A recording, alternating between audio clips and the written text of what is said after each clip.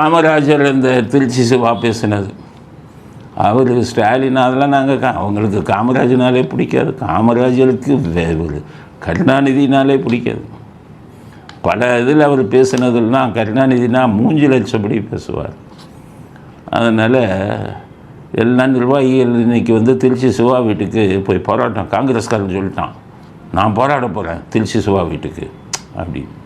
உடனே செல்வ பெருந்தகை இவங்கெல்லாம் சேர்ந்து இருப்பா, ஏதோ பப்ளிக்கை ஏமாத்துறதுக்காக நம்ம போய் போராட்டம் பண்ணிக்கிட்டு இருக்கோம், நம்ம என்ன உண்மையாகவா போராடுறோம், நமக்கு என்ன காமராஜ் மேலே உண்மையான பற்று பாசமாக இருக்குது, நமக்கு தேவை எம்எல்ஏ சீட்டில் நம்ம ஒரு எம்எல்ஏ ஆகணும், எம்பி சீட் வந்தால் ஒரு எம்பி ஆகணும்.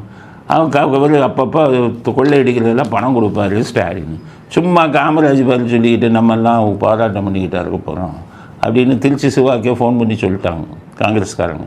சார் உங்கள் வீட்டு வாசலில் போராட போகிறோம், மக்களை முட்டாளாக்குறதுக்காக நாங்கள் உங்களை எதிர்ப்பது காமராஜரை ஆதரிப்பது போல் போராட்டம் பண்ணுவோம், நீங்கள் வீட்டில் இருக்காதீங்க போங்க அப்படின்ட்டார். திருச்சி சிவா முதல் நாளே வீட்டை விட்டு போயிட்டார். ஆள் இல்லாத வீட்டில் போய் போராட்டம் பண்ணாங்க. உடனே ஸ்டாலின் சொல்லிட்டார், ஸ்டாலின் அப்போ நான் உங்களை கைது பண்ணுற மாதிரி கைது பண்ணி அப்போவே விடுதலை பண்ணிடுறேன், எல்லாம் ஃபோட்டோ வீடியோலாம் எடுத்துக்கோங்க அப்படின்ட்டு கைது பண்ணிவிட்டு அப்போவே விடுதலை பண்ணிட்டாங்க. பார்த்தீங்களா காமராஜர் எவ்வளோ ஒரு கேலி பொருள் ஆக்கிட்டாங்க. போய் நீங்கள்லாம் சிறை சென்று இருக்க வேண்டாமா?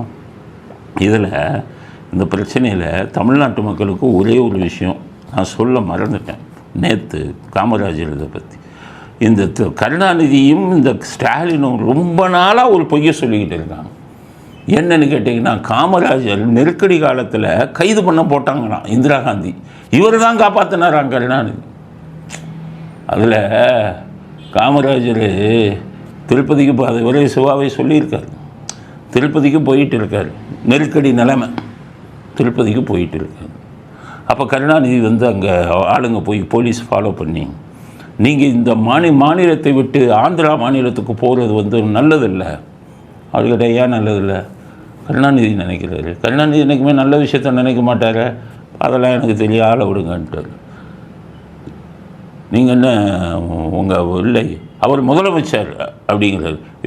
நான் பார்த்த பதவியா, எனக்கு முதலமைச்சர் 6 வருஷம் இருந்துட்டு தூக்கி போட்டுட்டு தான் நான் இதுக்கு போனேன், மத்திய காங்கிரஸுக்கு முதலமைச்சர் ஒன்று எனக்கு இது இல்லை, உன் ஆள் இன்றைக்கி தான் முதலமைச்சர், வேலையை பாரியான்னு.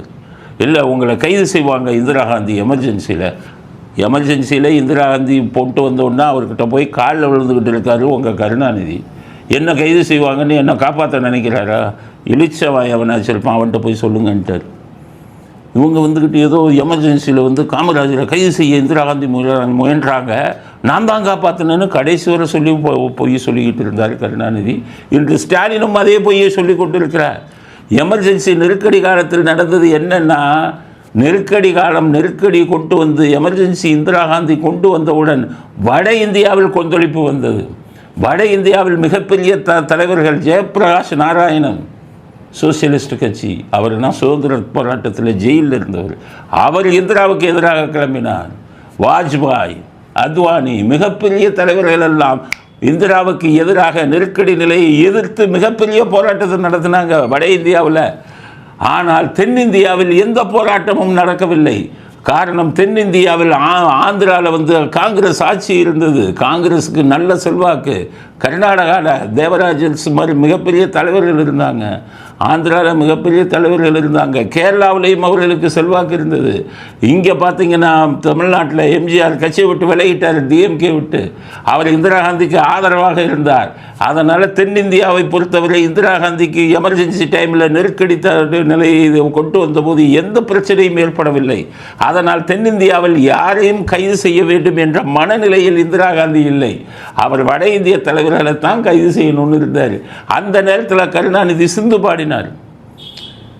என்ன சிந்து பாடினார்னா, காமராஜரை கைது பண்ணணும்னு சொன்னாங்க, நினைச்சாங்க இந்திரா காந்தி. நான் விடுவேனா, நான் தான் இங்கே சீஃப் மினிஸ்டராக இருந்தேன், காமராஜரை காப்பாற்றினதே நான் தான் ஒரு பச்சை பொய்யை சொல்லி தமிழ்நாட்டு மக்களை ஏமாற்றினார். இன்னும் ஸ்டாலின் அந்த பொய்யை தொடர்ந்து சொல்லி கொண்டு ஏமாற்றி கொண்டிருக்கிறார். தமிழ்நாட்டு மக்களுக்கு சொல்கிறேன், என்றைக்கும் இந்திரா காந்தி காமராஜரை நெருக்கடி நிலை சமயத்தில் கைது செய்ய வேண்டும் என்று துளி கூட நினைத்தது இல்லை. அது காமராஜருக்கே நன்றாக தெரியும். ஆனால் கைது செய்கிறார்னு பூச்சாண்டி காட்டிக்கிட்டு நான் தான் காமராஜரை காப்பாற்றினேன் என்று மிகப்பெரிய பொய்யை அவிழ்த்து விட்டவர் கருணாநிதி. அதனால் அதை புரிஞ்சுக்கங்க. இன்னும் அந்த காலத்தில் புரியாதவங்க இந்த காலத்து இளைஞர்களும் புரிஞ்சுக்கங்க. என்றைக்கும் காமராஜ் மேலே அவருக்கு இதுவே கிடையாது. அவருக்கு ரஷ்யாவுக்கு காமராஜர் போகும்போது எரும மாடு போகுது ரஷ்யாவுக்குன்னு சொன்னவர். அதனால் காங்கிரஸ்காரனா உங்களுக்கு தான் சொரணையே கிடையாது, ஒரு வேலுக்கும் சொரணை கிடையாது. ஆள் இல்லாத வீட்டில் போயிட்டு பதில் பண்ணுற ஆளுங்க நீங்கள். அதனால் மற்றவங்களுக்கு சொல்கிறேன், காங்கிரஸ் அனுதாபம் கொண்டவங்க அனுதாபிகளுக்கு, காமராஜர் அனுதாபிகளுக்கெல்லாம் சொல்கிறேன், இதை எதையும் நம்பாதீங்க. காமராஜருக்கு என்றைக்குமே எதிரியாக இருந்தவர் கருணாநிதி என்ற கருத்தையும் இறுதி கருத்தாக பதிவு செய்ய விரும்புகிறோம். இத்துடன் இன்றைய அரசியல் ஆடுகளம் நிறைவு பெறுகிறது.